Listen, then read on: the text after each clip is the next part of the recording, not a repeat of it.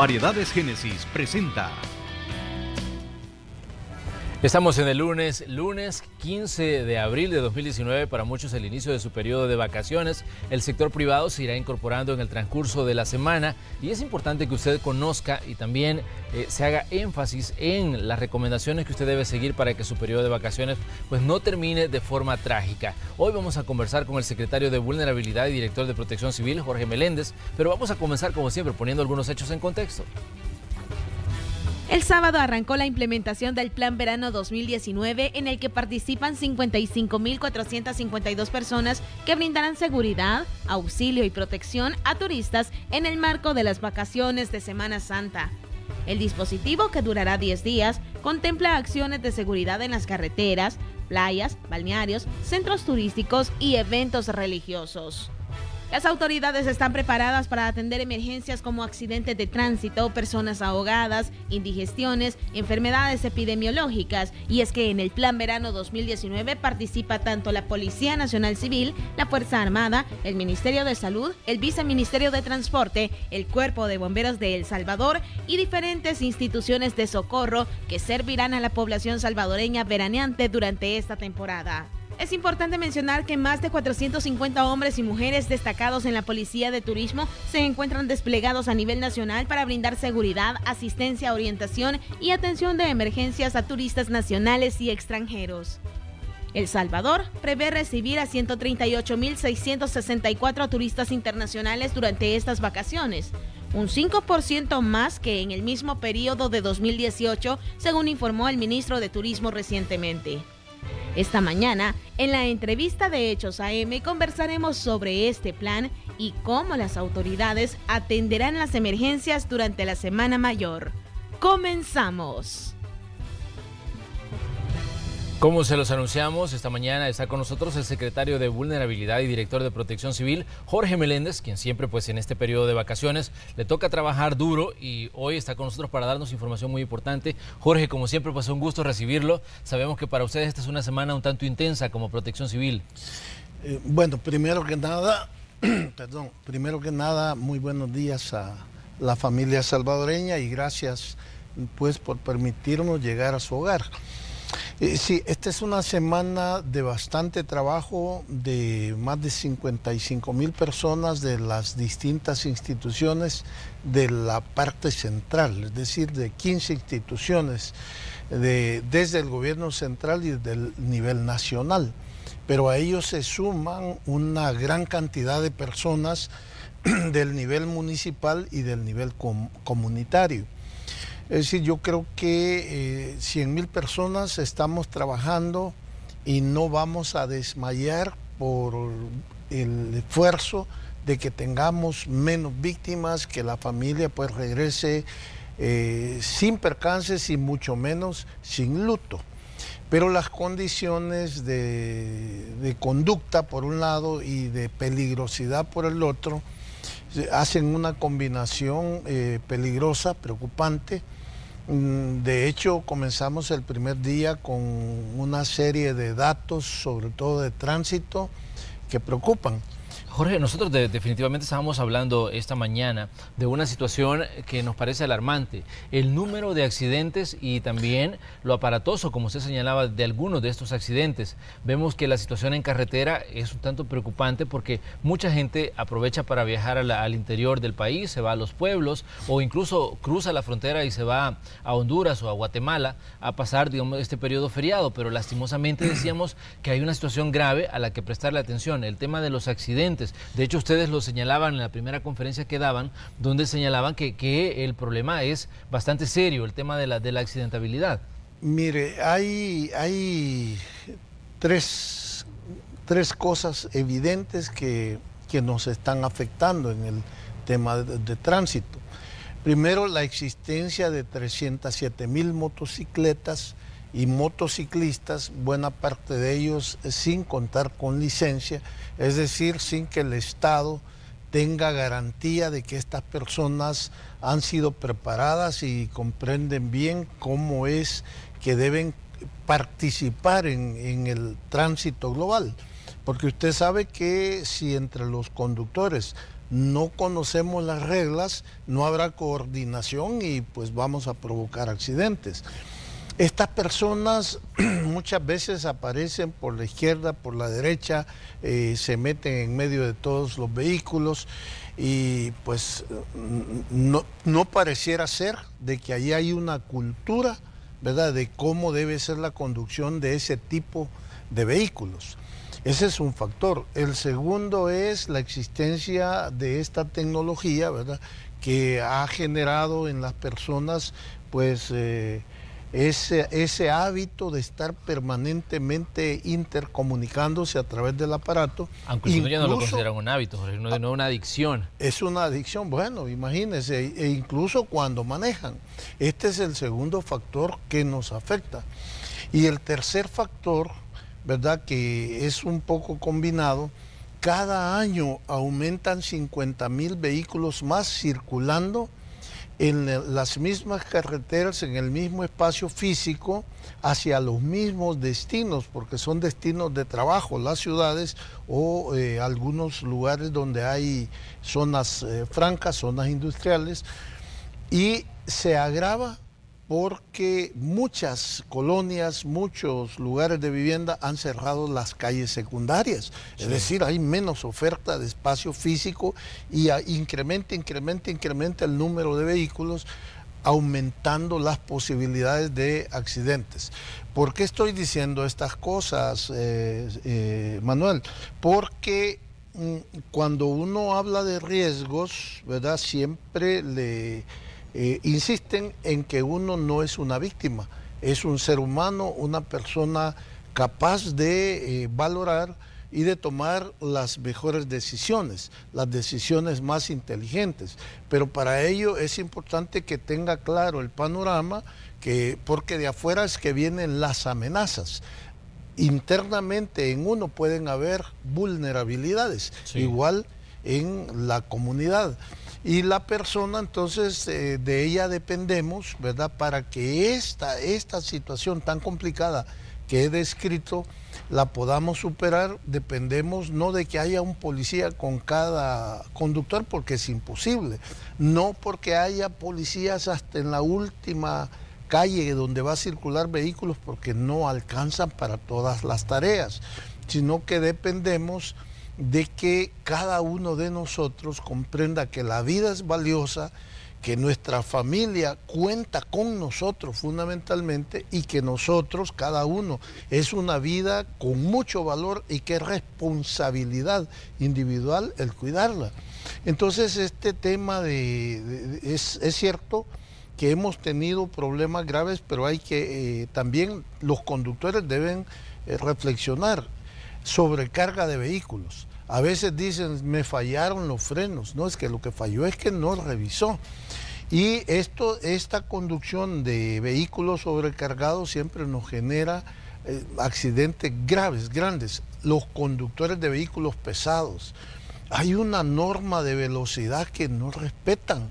Entonces aquí creo que este periodo vacacional debemos partir de que hay un porcentaje de personas que no respetan. ¿Qué debemos hacer el resto? Debemos manejar, como se dice, a la defensiva. Es decir, debemos observar, debemos no solo cumplir las normas de tránsito, sino además estar vigilante de todos esos irresponsables, y usted los ve en las carreteras que van a gran velocidad, esos vehículos pesados que casi siente uno que lo... Bueno, se lo llevan. Ya sí que se lo llevan.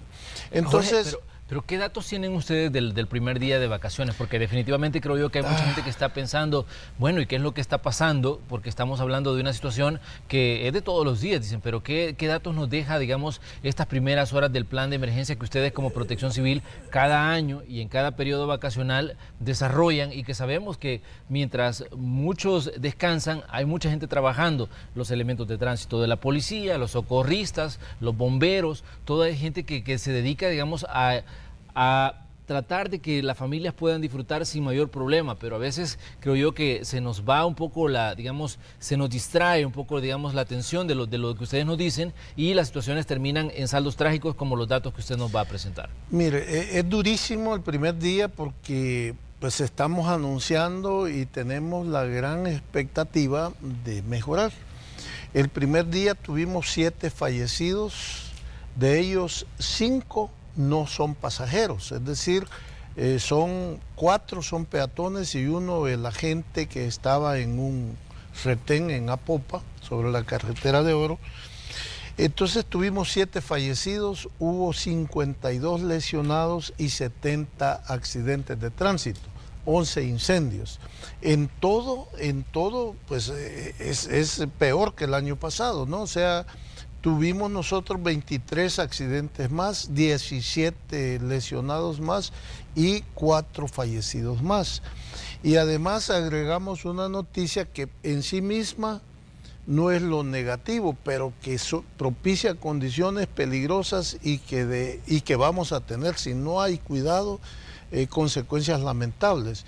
Tenemos un fenómeno de corrientes de mar más rápidas y más fuertes en su retorno. Es decir, que si nos descuidamos vamos a tener este año, ¿verdad?, que lamentar cifras también fatales en playas y, ojo, también en ríos, porque el problema es que en los ríos, la gente a veces se mete a lugares que no conoce y hay ríos que se ven mansos, que no se ven tan peligrosos, pero hay puntos de remolino. Siempre es importante que pregunten, ¿verdad?, y a los lugareños o a las personas, que si es que hay un dispositivo, a dónde es que es lo mejor para bañarse. Entonces nos preocupa, además de estos datos de tránsito, qué va a pasar en las playas, ¿verdad? Y qué va a pasar, como digo, en los ríos, ¿verdad? Porque todos al final debemos entender, los datos se oyen fríos como números, pero son vidas humanas. Preocupa que el día de ayer, entre los también fallecidos, hay 2 motociclistas. Pero fíjese cómo fueron los accidentes.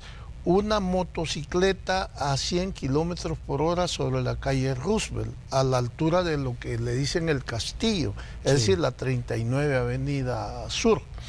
A esa velocidad chocó con otra motocicleta, perdió la vida. Es un hombre joven. En La Paz, yendo hacia un cantón de Zacatecoluca, ¿verdad?, un motociclista sin necesidad, ¿verdad?, yendo a una velocidad inapropiada, perdió la vida también, tuvo un choque, no tenía licencia, y otra persona joven. Es un dolor para una madre, para un padre. Imagínense lo que es que el sacrificio, el esfuerzo por sacar adelante a un muchacho, a un joven, y perderlo en un segundo, que le avisen perdió a su hijo, ¿no?, o a su hija. Pero estos jóvenes, a su vez, algunos de ellos ya han comenzado un nuevo hogar y hay niños pequeñitos, niños o niñas, ¿no?, pequeños, sí, que quedan huérfanos, que le arruinan la vida de ahí en adelante. Es decir, esto es durísimo, son elementos humanos importantes que todos reflexionemos. Jorge, hay un elemento importante que usted señalaba y era cuando decía que a veces la imprudencia es la peor consejera de motociclistas y de cualquiera que esté en la calle, porque incluso como peatones podemos ser imprudentes, pero fíjese que hay situaciones en las que uno ve a veces las motocicletas, van 4 personas porque el padre lleva a un niño sentado en las piernas, la madre lleva el otro niño, entre el padre y ella lleva al recién nacido en brazos, y muchas veces nos preguntamos, ¿tendrán conciencia del nivel de vulnerabilidad y del riesgo al que se están exponiendo tanto los adultos como los niños? Porque yo vi incluso un día a una persona que llevaba a un niño y no lo llevaba en medio, sino que lo llevaba a un costado, y era un recién nacido. Y uno se pregunta, ¿será posible que tengamos, digamos, claro el riesgo al que nos estamos exponiendo cuando somos motociclistas? Porque también existe ese factor de riesgo que a veces no medimos. Igual ocurre cuando de pronto vemos un vehículo y que va un niño sacando la cabeza por la ventana. Entonces son situaciones en las que a veces uno se pregunta, ¿serán conscientes los padres de este riesgo? O tenemos el caso cuando usted decía, las corrientes en las playas que son un peligro en estos días, vemos gente que llega, tal vez el padre consume alcohol o están disfrutando los adultos en un lado y dejan a los niños en la playa. Y de pronto pues ocurren las tragedias que ocurren porque no tenemos el control. Pero ¿cómo fomentar, Jorge, esa cultura de atención a los llamados que ustedes como organismos de socorro, como Protección Civil, hacen todos los años en un periodo de vacaciones y que muchas veces no se escuchan y ahí tenemos el resultado en las cifras? Pero el enfoque por donde empezó usted me parece muy adecuado, porque usted dice tendrán conciencia. Es decir, usted le está asignando poder al motociclista, y es que lo tiene, ¿verdad? Lo tiene. Francamente, no están conscientes. Creo que muchas veces el razonamiento de la persona es: yo soy pobre, no puedo comprar un vehículo, este es lo que yo tengo y tengo derecho a llevar a mi familia.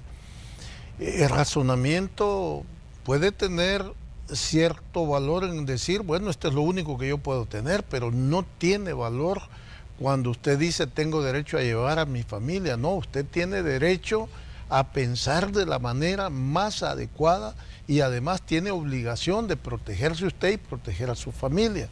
No tiene conciencia, esa es la palabra correcta, o sea, pero también al mismo tiempo esto significa que podemos, ¿verdad? Podemos tener el control, porque usted dijo, se pierde el control, así es.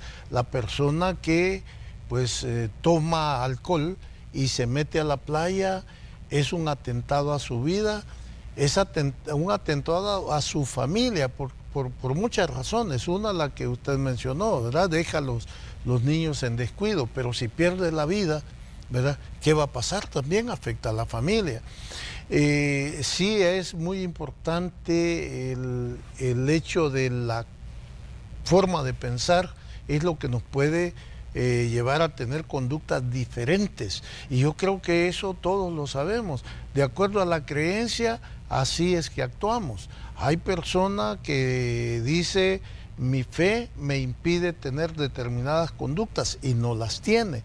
Otra persona dice, bueno, yo no soy muy religioso y yo creo que tengo derecho y puedo hacerlo, y actúa de una manera a veces sin límites, pero teniendo fe de religiosa, o teniendo pues no esa fe, pero teniendo responsabilidad como ser humano, ya ponemos límites a lo que es adecuado y a lo que no es adecuado. Además también, muchas gracias por ese razonamiento, porque me devuelve la esperanza, ¿verdad? Ciertamente hay gente que puede estar pensando equivocado, y esto que ustedes hacen de acompañarnos, los medios de comunicación, de darnos la oportunidad de hablar, creo que pues es un instrumento que nos puede ayudar a mejorar conductas. Ciertamente ninguna de las recomendaciones que damos es porque nos sintamos superiores a usted, querido amigo, querida amiga, sino que son recomendaciones que surgen, pues son generales, existen en todo el mundo. Son recomendaciones que lo que llevan es a tener conductas que nos preservan en una mayor medida la seguridad, y a través de ella pues el bienestar y la alegría de la familia en periodos de esparcimiento, de vacación, y además también en esta semana, para quizás la inmensa mayoría de salvadoreños y salvadoreñas, es un periodo de recogimiento espiritual, de fortalecimiento de sus lazos entre la familia, pero también de fortalecimiento de sus dimensiones humanas superiores. Es decir, entonces tenemos todo para que esta semana escuchemos las recomendaciones. Y perdón que me tome el tiempo, pero hay 4 causas que siempre nos están generando los accidentes. Las primeras 2 siempre son distracción del conductor, que por supuesto está el teléfono, pero hay otras cosas. Ayer decía una colega de comandos de salvamento, que es una joven, ¿no? Decía, sí, a las mujeres no nos maquillemos, evitemos maquillarnos cuando vamos conduciendo. Hay otra forma también de distraerse, porque vamos queriendo buscar cosas en el momento de manejar. O comiendo. ¿Verdad? O comiendo, efectivamente, siempre, es decir, pensemos estos pequeños descuidos, ¿verdad? Y más si vamos en marcha, siempre recordemos, a los 40 kilómetros vamos a 11 metros y medio por segundo. En lo que uno hace esto y levanta es segundo y medio. Entonces estamos avanzando a 16, 17 metros que no vemos, ¿verdad? Eso es suficiente para tener un accidente. Segundo, invadir carril. Ayer decía el comisionado Rivera Lico, se pone la vía como una cortesía para que el otro conductor me dé paso. Pero aquí la costumbre es pongo la vía y me aviento, ¿verdad? Y el otro, en vez de reducir, si antes que me aviente, él trata de impedírmelo. Esas son conductas absurdas. Pero la tercera causa es no respetar señal de prioridad, no guardar la distancia reglamentaria, y aunque la velocidad es una quinta causa, es la que nos genera más lesionados y víctimas fatales. Muy bien, vamos a hacer una pequeña pausa comercial, pero le invitamos a usted a que siga con nosotros porque hay un factor importante en todo lo que el director de Protección Civil nos dice sobre los accidentes, y es que muchos son prevenibles y eso depende de la forma en que usted se comporta en carretera. Vamos a ir a la pausa y ya regresamos con más de esa conversación con Jorge Meléndez.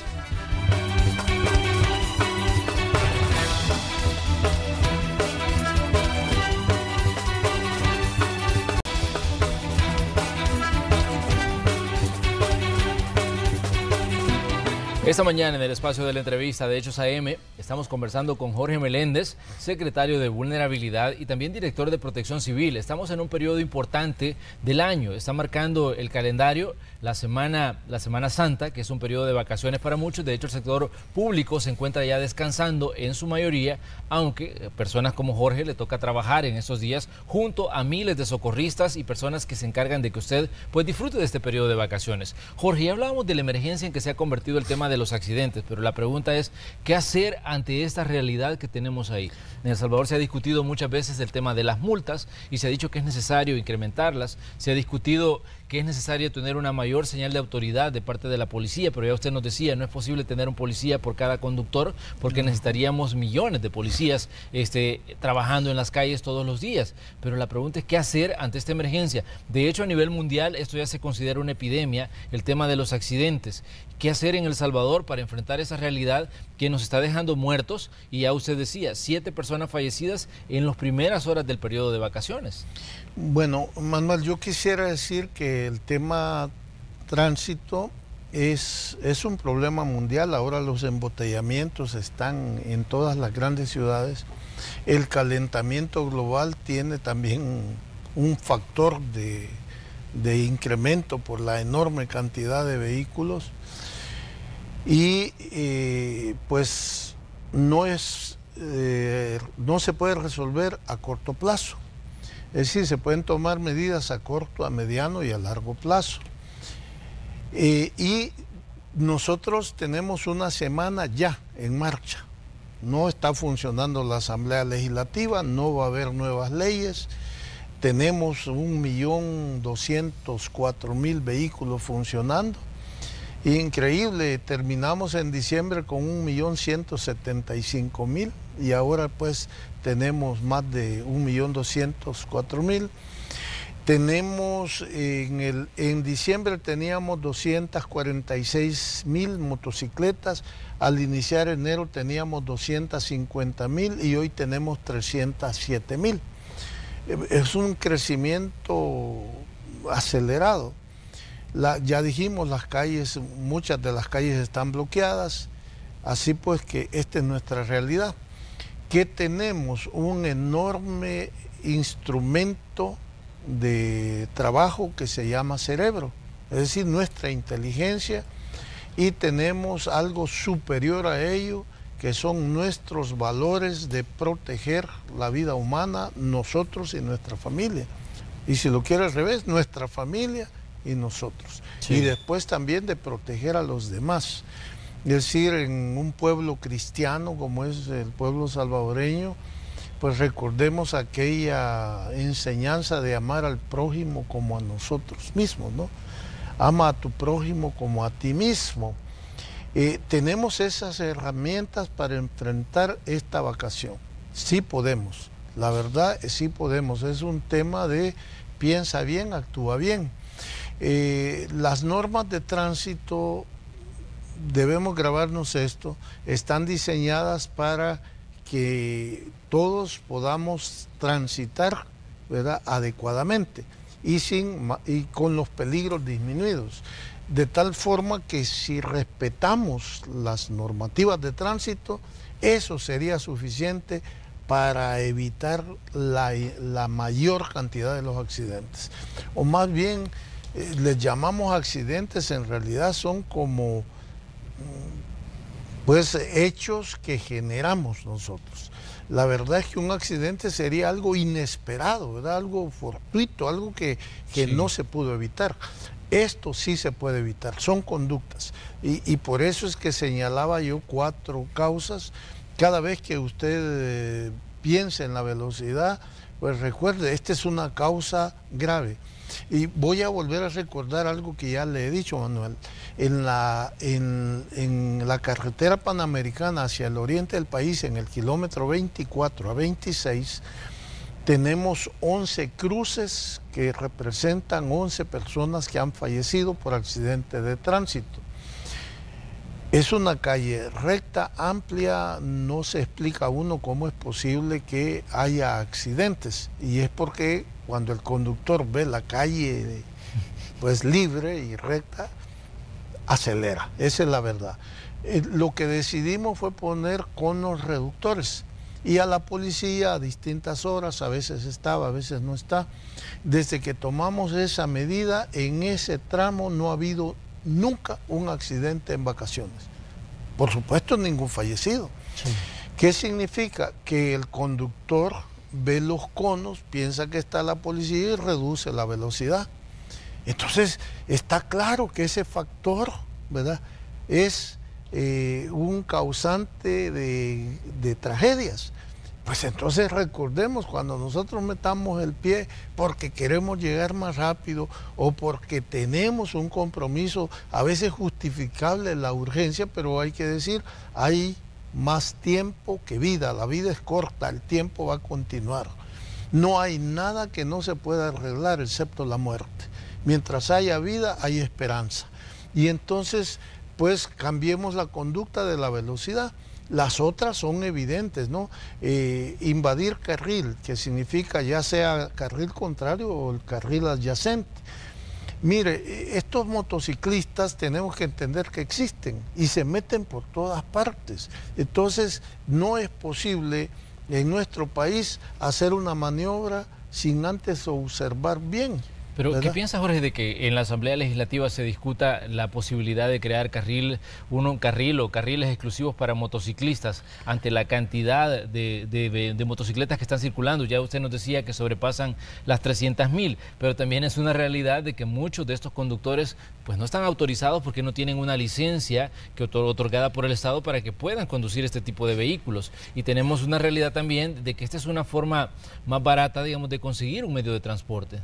Fíjese que en todas partes del mundo los expertos de tránsito, los urbanistas, todos cuando uno recibe orientación sobre el tema tráfico le dicen, mire, tiene usted que entender que el orden de prioridad, ¿verdad?, para usar el espacio público para transitar es el siguiente.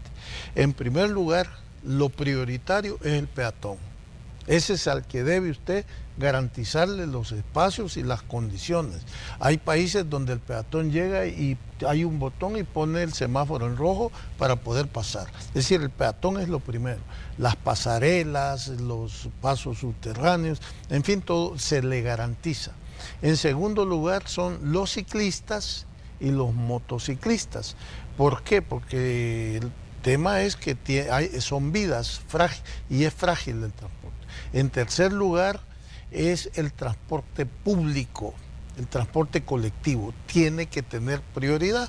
Con lo que usted me está preguntando, quiero decir que hay un carril para ciclistas y motociclistas, uno para transporte colectivo, y la tercera prioridad sería el transporte de carga y por último el transporte particular. Porque aquí lo podemos ver, en la medida en que hacemos más anchas las carreteras, aumenta el negocio de los vehículos, y vehículos nuevos y vehículos usados. Y además una enorme cantidad de llantas que después no se sabe qué hacer con ellas, es un problema ecológico y medioambiental grave. Después de eso tenemos también que considerar que gastamos millones de galones cada semana, pero millones, y esos son millones de dólares que van hacia afuera. Entonces, por supuesto que a todos nos conviene que haya transporte público limpio, seguro y eficiente. No lo hay.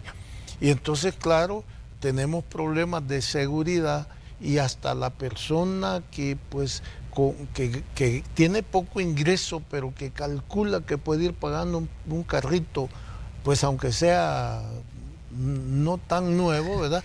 Pero lo va pagando porque considera más seguro para su familia llevarlo en el carrito. Entonces, yo diría, estoy de acuerdo con que queremos carriles especiales. Va a ser un caos para el que tiene vehículos, si es que hay que obligarlo a que deje de usar el vehículo. Usted ve el montón de vehículos en fila que llevan una persona, ¿verdad? Y eso es un gasto para el país, hay que pensar en términos sociales. Segundo, no basta restringir el paso, sino que hay que ofrecer alternativas. Yo creo que muchas personas estarían gozosas de dejar su vehículo en una planta vehicular o en un gran parqueo y usar el transporte público. El problema es que todas las personas, pues uno las escucha y tienen mucho temor, ¿verdad?, con respecto a viajar en un bus, ¿verdad? Claro, muchos porque lo dejaron de hacer y ahora pues da miedo a algo que parece desconocido. Pero también en lo inmediato, porque siempre preguntan de las multas, pues mire, entre una multa fuerte y proteger la vida, pues yo creo que uno opta por una multa fuerte. Pero una multa que no sea descomunal, porque hay gente que dice, no, que las multas deben ser tan grandes. No, eso no va a provocar problemas, porque entonces la gente puede cometer, además de la infracción, no pagar multas y empezar a enredarse la situación. No pueden ser tan bajas tampoco, ¿verdad? Yo creo que sí, tiene que buscarse algo que duela más, ¿verdad? Y también pues aquí el problema es que tenemos que preservar la igualdad ante la ley, pero hay personas que tienen una capacidad de pago mayor que habrá que ver pues si por la vía de que los vehículos de lujo tengan una carga un poco más fuerte para mantener las vías y el tránsito en mejor condición. Mucha gente dice también, Jorge, que El Salvador no necesita más leyes, lo que necesita es que se apliquen las ya existentes. Eso es cierto. Porque el problema que tenemos es que a veces vemos al infractor en todos lados, a toda hora, si hablamos de lo que ocurre en la calle, pero no vemos a alguien que le diga que lo está haciendo mal, porque incluso aquí cerca podemos nosotros tener un ejemplo, la zona de la Ceiba de Guadalupe, antiguo Cuscatlán.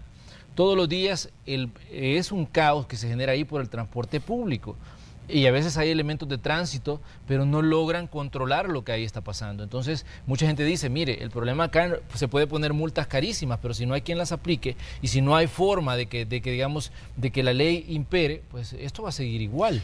Mire, eso es ciertísimo. Yo incluso creo que sería mucho más efectivo si hay cámaras y si hay semáforos inteligentes donde le pongan una multa que no sea tan alta, sino simplemente, pero que usted no se la pueda quitar ni pueda discutir porque está con un aparato.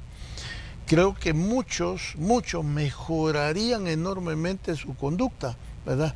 Porque en el transcurso del día hay personas que pueden respetar durante casi todo el día, pero en determinados momentos ya no respetar, ¿verdad? Entonces, aquí hay que obligar a que siempre se respete, pero lo otro, usted ha dicho algo que es totalmente cierto. No basta que haya ley, es necesario que haya funcionarios, autoridades que hagan cumplir, que cumplan. Con eso creo, porque haríamos mucho, porque también esa es otra manera de no cumplir la ley, cuando no se es pues firme en esto. Todos hemos comentado alguna vez y yo he ido a varias entrevistas y varias veces he oído ese comentario también, que dicen, bueno, pero es que los salvadoreños cuando llegan a otro país son disciplinados y tienen una buena conducta. Claro, si en un país donde hacen cumplir la ley, pues hombre, nos protegen, ¿verdad? Nosotros creemos que todo este esfuerzo que se hace, al final lo que trata es de ser un complemento, de internalizar la conciencia, decir, es correcto, es positivo y es bueno que se cumplan y se apliquen pues las normas de convivencia sana que están portadas en las leyes. Es decir, que las leyes sean legítimas. Todo nuestro quehacer es que usted sea más poderoso en proteger su integridad, en regresar feliz, seguro, pero además también coadyuvar a que todos deseemos que tengamos una sociedad y un Estado de derecho donde todos queremos cumplir la ley y exigimos que las autoridades hagan cumplir la ley. Jorge, aspectos importantes que estamos diciendo hoy sobre el tráfico, situaciones que usted debe tomar en cuenta, sobre todo si está ya en su periodo de vacaciones, si usted va a salir a cualquier lado en este periodo, por favor, mantenga las medidas de precaución. También otro dato importante que usted brindaba era el tema de las corrientes. Decíamos que hay una señal de alerta que ha surgido del Ministerio de Medio Ambiente y que ustedes como Protección Civil la están difundiendo. Mucha gente se va en excursión a las playas y ese es un aspecto importante porque hay peligro en ciertos lugares que deben tomar en cuenta y creo yo que ese es un factor que me gustaría que enfatizáramos, Jorge. Sí, mire, primero agradecer a la empresa privada, hay 5 empresas que nos han colaborado, ¿verdad? Entre ellas está DISAC, La Constancia, Pollo Campero, la empresa Cadejo y me hace falta y Radiocomunicaciones Red, Interfon. Quiero mencionarlas porque nosotros hemos tenido un déficit por parte de los alcaldes y alcaldesas en el plan verano. Cuando se llega a la playa, ¿verdad?, la familia tiene que ver un cartel que le explique qué tipo de peligrosidades hay en ese lugar y al llegar a la playa tiene que haber banderas, ¿verdad?, rojas, verdes y amarillas. Rojas es donde está la corriente de retorno más fuerte y además lo que la gente normalmente dice la corriente, ¿verdad? Sí. Es decir, donde el mar se lo puede llevar kilómetros. Y otras que son banderas amarillas donde pues ahí dice, bueno, aquí hay que tener precaución por distintos factores. Y verdes donde dice esta es la parte más segura de este lugar donde usted puede bañar. Además, seguir las indicaciones de los guardavidas, ¿no? Y hoy particularmente tenemos este fenómeno de más fuerza de las olas en 2 sentidos. Primero, vienen más rápido, es decir, eso golpean, ¿verdad? Pueden botarlo, es decir, y si usted sabe que en el mar ya cuando usted está zambullido lo arrastran las olas. Es decir, que la medida de no dejar que el agua le pase de la cintura es estricta.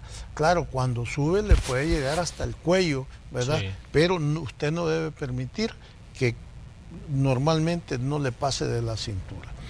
Y aunque cuando venga el tumbo, como le dicen, ¿verdad?, va a subir más, pero mientras no se deje pasar de la cintura no lo va a cubrir ni a botar. Pero lo otro es cuando va de regreso es más fuerte. Entonces un niño, como usted lo decía, un niño, una niña, hay que cuidarlo. Usted puede ser muy buen nadador, Pero fíjese que de don Carlitos Mendoza contaba que él tiene un amigo, ¿verdad?, joven. Sí. Y entonces él le decía, no se meta porque aquí es peligroso. Y le dijo, ¿y qué te pasa, Carlos? ¿No ves que yo soy campeón de natación en mi colegio? Y entonces dice, no, pero este es el mar. Y le dijo, no te preocupes, hombre, si claro, yo puedo nadar, si me lleva yo salgo. Y dice, a los 10 minutos lo estaban rescatando, ¿ve?, que ya se estaba ahogando. Pues claro, nadar bien en una piscina es una cosa, ¿ve?, el mar es otra historia. Entonces hay que tener respeto por estas normas sencillas que estoy diciendo. Y también, además del peligro del mar, el calor. Es decir, que en esto nos insiste Salud, de que las personas tienen que tomar medidas en dos sentidos. Una, que se hidraten.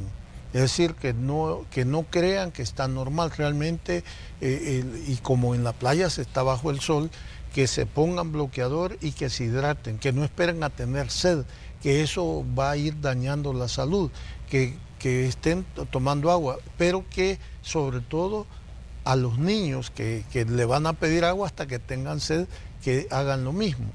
Y el segundo aspecto es que han habido muchos casos de tifoidea. Sí. Y eso es feo, pues, porque dicen, mira, ese es el contacto de heces con la boca. Entonces, una forma es las moscas. Entonces dice, tape la comida, no compre comida que esté descubierta. Expuesta.